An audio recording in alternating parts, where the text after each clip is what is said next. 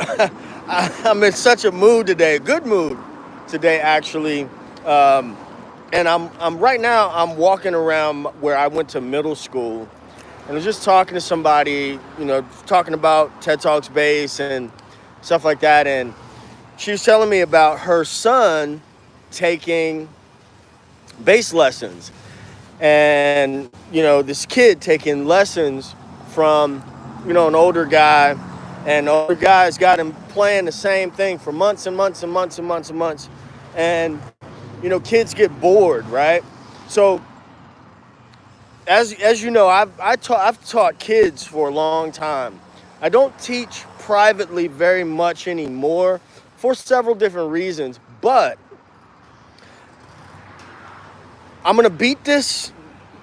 I'm gonna say this all the time, especially as I see what I call purists talking about, all the stuff that you need to know.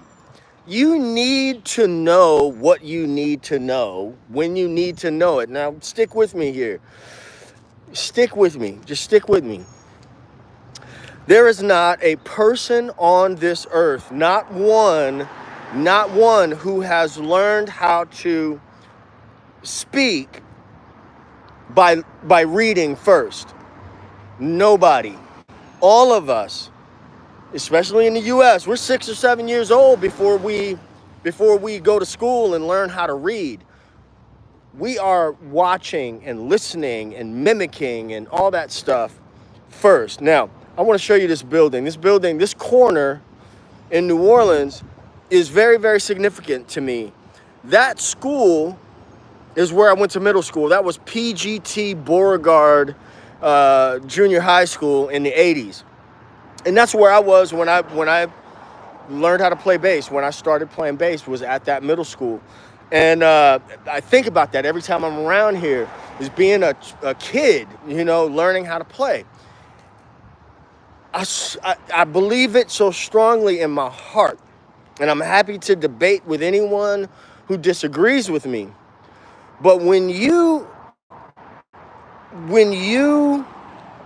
can answer the question, what kind of music do you want to play, and who do you want to play it with? Jeffrey Boyle, what's up?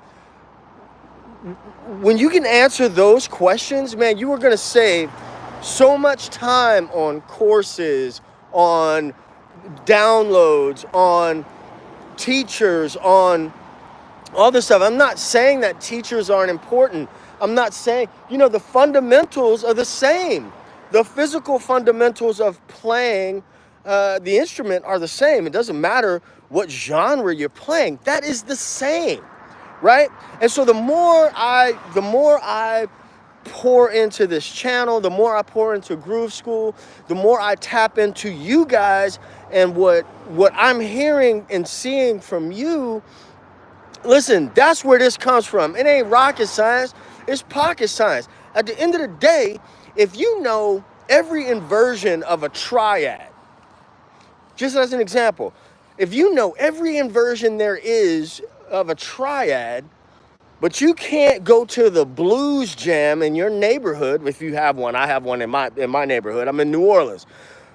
If you can't do that, then that head knowledge means absolutely nothing.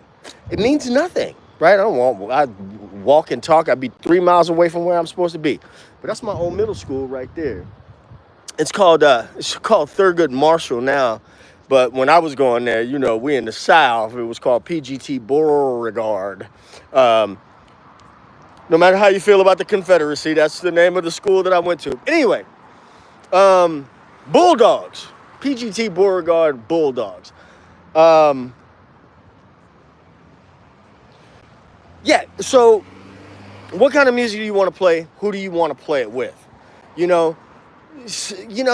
Especially, when I was teaching, like, let's say when I was teaching privately, lady, you cannot park there. You're going to do it anyway. She's going to do it anyway. Anyway, it's a crosswalk, lady. I want to speak to the manager. Listen,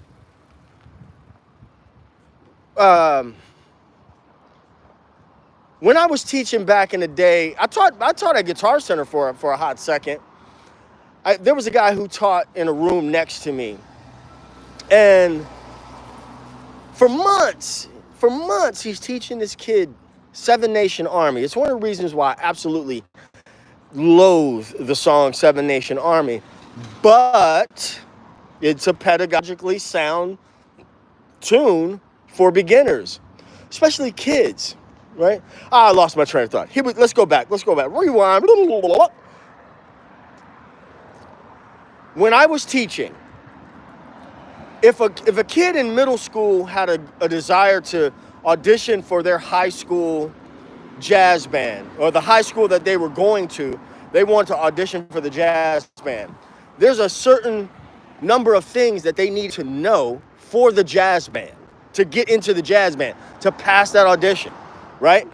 And so what was my job? My job was to teach them to that goal. When I was teaching music, in schools, every year we had at least 3 performances, right? But you don't want to teach just to the performance, right? When I was teaching little kids, I have to teach things that are pedagogically sound and also lead to the performance, right? Now, let's say a kid comes and they want to learn, they're there's a whole slew of introverted kids, introverted adults. And I don't really want to play with anybody else. I just want to play at home. And I'm cool with that. You know what I mean? I don't necessarily want to do all that stuff. I just want to do this. Well, then teach them that shit. You want to play Green Day? Let's learn some Green Day. You know what I mean? You want to learn some White Stripes? Let's learn that, right? Because that's the goal. The goal is to play. The goal is to play. And so I'm not at all saying that theory, good technique, harmony, I'm not saying those things aren't important. They're just as important as, I'm 55. I can put thoughts together. I can, communicate, blah, blah, blah. But me, you, everybody else, we were all kids at one time. We're all little kids. And so we didn't start off reading shit. We started off gaga goo goo. Get off me. And mimicking the people around us in our environment. That's how we learn how to talk. You ever see a kid get a new idea? I know a kid, he learned the phrase, "I don't like your attitude." And I remember hearing about him trying this out on his mom, right? And he's like, "I don't like your attitude. I don't like your attitude. I don't like your attitude." Like, he's trying all these different things. All he knows at the moment is that he's learned this new phrase. And he's experimenting with the phrase. He knows, I don't like your attitude is a way to say that I don't like the way that someone is behaving or acting or whatever. So that is what he's saying. So he's testing it out. And he'll learn the context. He'll learn how to get it. But he's testing it out. All kids do that. And we got to do that too. That's my 2 cents on that. That's my story. And I'm sticking with it. It ain't rocket science. It's pocket science. I'm going to get by some AC because it's like 1,000